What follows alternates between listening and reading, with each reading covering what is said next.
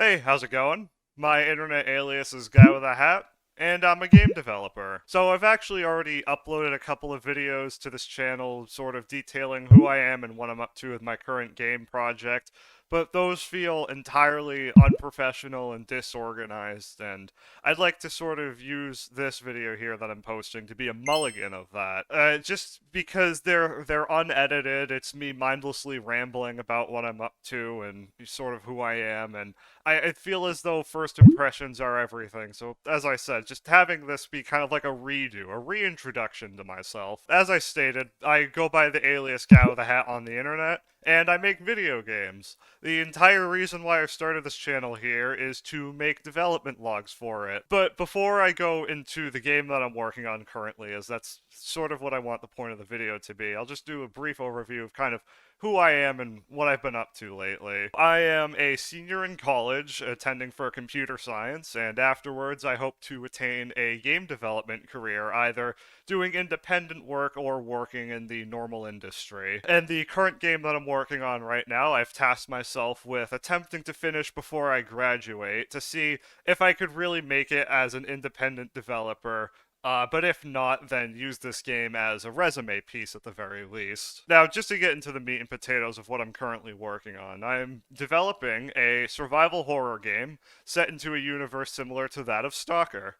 Jesus. Now, to sort of pick apart what I mean by that on a technical standpoint, the game will be a survival horror game akin to the likes of both Resident Evil and Metro, kind of like a hybrid between the two, gameplay and mechanically wise, except taking place in a universe similar to that Stalker has. I should specify the game's not going to take place in the Stalker universe, just a universe that could be somewhat parallel to Stalker.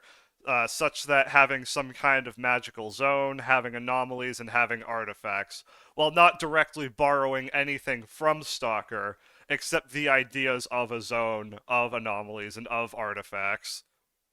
I should mention that I'm taking more inspiration from the book that Stalker's based on, Roadside Picnic. I just use Stalker because more people are familiar with the Stalker series than the actual book Roadside Picnic. I started working on this project in about October. The development logs do not reflect that, as I've only started posting these for about the past month, but the game has been in the works since October. Just to catch everybody up to speed on kind of where the project is at, as I said, the initial design process started in about October, and up until December, I've been entirely in the design process. I haven't touched a single piece of code, haven't touched a development engine. It's all just been spitballing onto paper, idea crafting, writing documentation for things that I'd like to add, and that's what the entire process was from October to December. And from December onwards, about for the past week and a half, I've been doing actual in-engine game development, and I'll showcase that on the side of the screen here while I talk about it and what I've added so far. So far, the only game mechanic that I've begun implementing to the placeholder environment is the inventory system. Since the game is going to be survival horror, I'd really like to play into the idea that resource management has into the stress of gameplay. I'd say over the past couple to few months, I've been familiarizing myself with the survival horror genre. I've played Resident Evil 7 and 8, and I've also watched full playthroughs of the Resident Evil remasters of 2 and 4. And I really have to say that I've just been fascinated by survival horror, and I really would like to make myself more familiar with the genre, because playing through them, it made me feel both stress and excitement that I haven't really felt playing any other genre before that. And after playing and watching other people play through those games, I feel inspired to try and take my crack at the genre. Watching through people play them, I feel very inspired to do something similar to that. Since the game's going to be survival horror, you're going to need to manage your resources, and I think the best way to accomplish that would be by doing an inventory system similar to that of Resident Evil. Just because, like I said, just needing to manage your resources on already such a tight budget, like really not allowing yourself many mistakes to be made. I think it's a very interesting feeling that I haven't felt with any other video game or any other piece of media up until this point. And as I just stated, I'd really like to sort of explore that and expand upon that with my game. And just as a justification to borrowing or I should clarify, um, I understand I'm using the term I'd like to borrow this a lot. Well, what I'd like to do with this game project is if I'm going to be borrowing ideas from other games who have already popularized these mechanics, I feel as though I should put my own creative spin on it.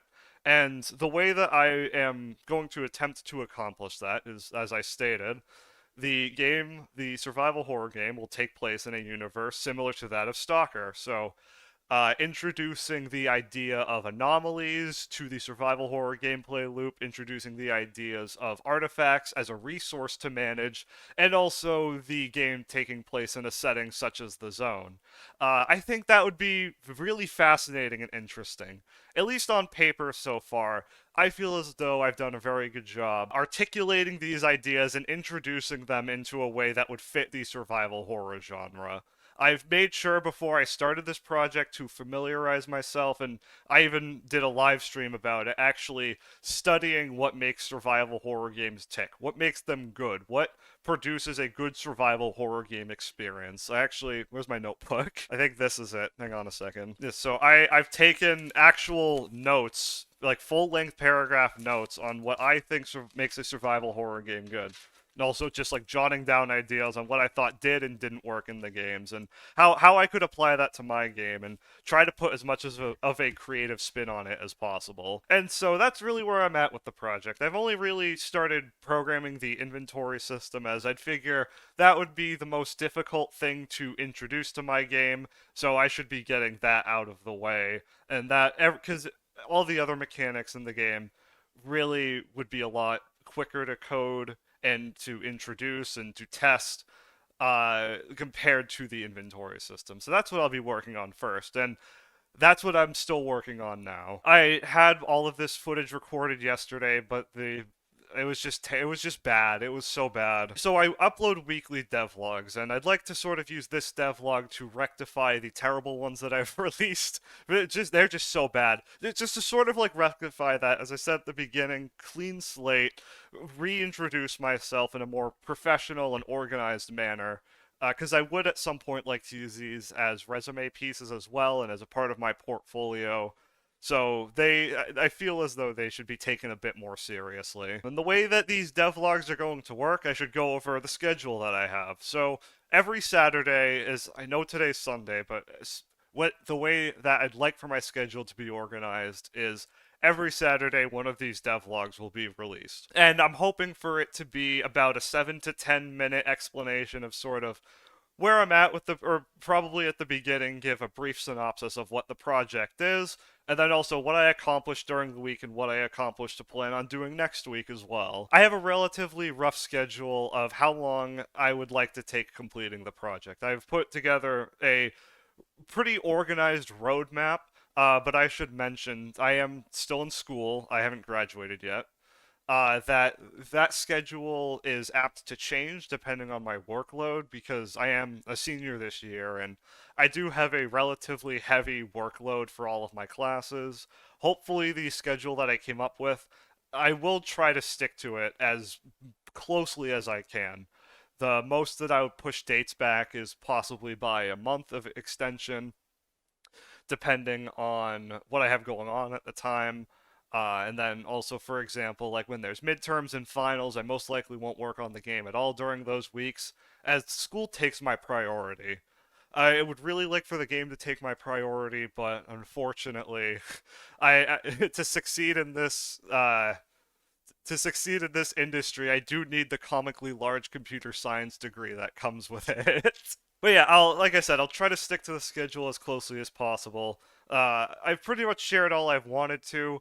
Originally, these recordings from yesterday were about 20 to 30 minutes long. I'm hoping... What's this one at? So far, this one's at 16 minutes. I feel like if I edit that down, I could probably edit half of this out, and that's a good length. I'm okay with that. And I just have bullet points written down. It just says that's it. I don't know how to finish these out yet, so I'm just gonna end it right